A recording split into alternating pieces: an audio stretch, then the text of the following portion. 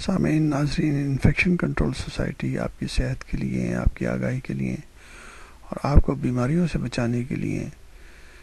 مضامین آپ کی سماعت کے لیے پیش کرتی ہے۔ سیپسس کے بارے میں تفصیلی مضامین آپ کے لیے پیش کیے جا رہے ہیں، جو کہ خطرناک مرض ہے اور اس میں بچے، خواتین بہت زیادہ متاثر ہوتی ہیں، کیونکہ ان کا جسم جو ہے وہ فوری طور پر کنٹرول نہیں کر سکتا، خاص طور پر خواتین جو ہے پریگنینسی اور ڈلیوری کے دوران ان مسائل کا خاص طور پر شکار ہو جاتی ہیں۔ پیتھولوجی اس کی یعنی کہ پورے سسٹم جو اس کا وہ ہے جو یعنی کہ اس مرض کے پیدا ہونے کے اسباب اور اس کے کیا طریقہ کار ہیں وہ ہم بتانا چاہیں گے۔ یہ مرض یعنی کہ سیپسس نہ صرف جراثیم اور ہمارے دفاعی نظام کے باہمی غیر معمولی رد عمل کا نتیجہ ہے، بلکہ طبی صورتحال میں یہی شب و روز کا باہمی تصادم بھی ہے، جو تعین کرتا ہے کہ ہم صحت مند رہیں یا صاحب فراموش ہو جائیں گے۔ کرۂ ارض پر حیات کی تعریف فٹیسٹ ٹو سروائیول یا سروائیول آف فٹیسٹ ہے۔ ایک خوردبینی یعنی کہ مائکروسکوپک جرثومہ یا بیکٹیریا اپنی حیات برقرار رکھنے کے لیے محض اپنی برادری کی اجتماعی کوشش سے اپنے سے لاکھوں گنا بڑے جسم کو تلف کر سکتا ہے۔ ایک عام فرد بھی واقف ہے کہ جگر کو متاثر کرنے والا وائرس ہمارے لیے فرشتہ اجل بھی بن سکتا ہے۔ انسانی صحت اور اس امر کی مرہون منت ہے کہ ہمارا جسم بیرونی حملہ آور یعنی جراثیم سے کب تک اور کتنی خوبی سے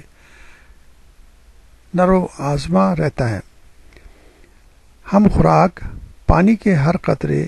حتیٰ کہ ہر سانس کے ساتھ لامحدود جراثیم جسم میں داخل کرتے ہیں، لیکن ست شکر اس بنانے والے کا کہ ہمارا دفاعی نظام انتہائی مستعدی سے ان کو تلف کر کے ہمیں صحت مند رکھتا ہے۔ ہمارے دفاعی نظام WBC، وائٹ بلڈ سیلز اور خلیوں کے درمیان بھی کبھی کبھار ایک ایب نارمل صورت پیدا ہو سکتی ہے، جس میں WBC یعنی کہ وائٹ بلڈ سیل ہمارے ہی خلیوں یعنی ہمارے سیلز کو دشمن جان کر ان کے ساتھ بھی وہی سلوک کرتے ہیں جو انہیں دشمن یعنی کہ جراثیم کے ساتھ کرنا چاہیے۔ اس طرح کی صورتحال آپ ملکوں میں بھی دیکھتے ہیں کہ وہی جو سیکورٹی فورسز ہیں بعض دفعہ سویلین لوگوں کو بھی مارنا شروع کر دیتی ہیں اور ان کے جو اس ایب نارمل طریقے سے پورے ملک میں فساد پیدا ہو جاتا ہے۔ اس مرض کو آٹو امیون ڈس آرڈر کہا جاتا ہے۔ جراثیم ہمارے خلیوں کو تباہ کرنے کے لیے فاسد مادہ خارج کرتے ہیں، جنہیں ایگزوٹاکسن یا اینڈوٹاکسن کہا جاتا ہے۔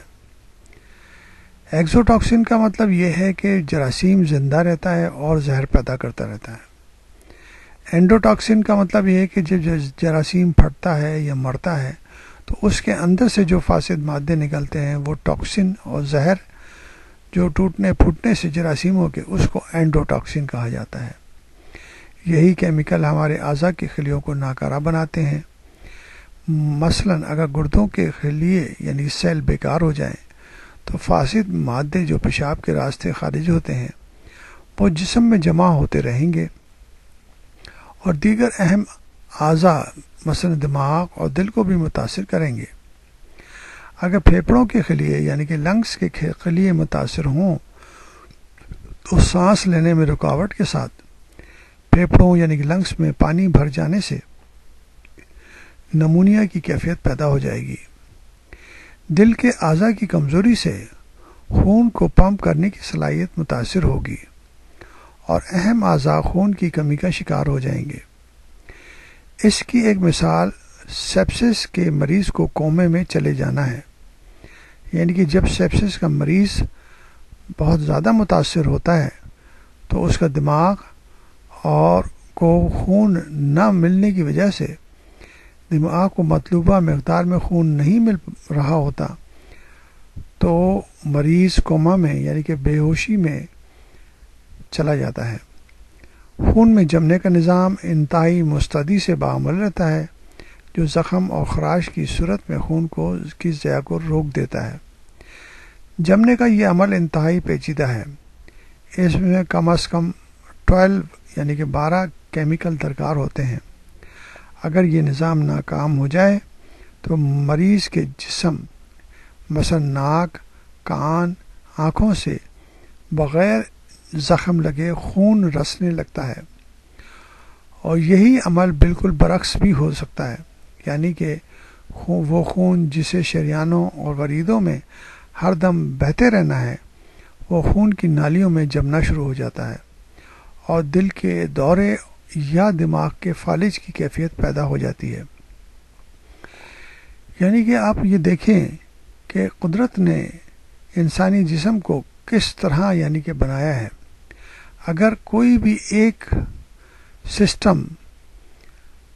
ناکارہ ہو جائے تو انسان کی موت واقع ہو سکتی ہے۔ اس لیے ہمیں چاہیے کہ اپنے جسم کے بارے میں بہتر سے بہتر معلومات حاصل کر کے اپنے آپ کو، اپنی صحت کو بہتر بنائیں، اپنی فیملی کو چاق و چوبند رکھیں، اور جو اخراجات علاج معالجے پہ خرچ ہوتے ہیں اور ان کی بچت کریں تاکہ وہ ہمارے ترقی میں کام آئیں۔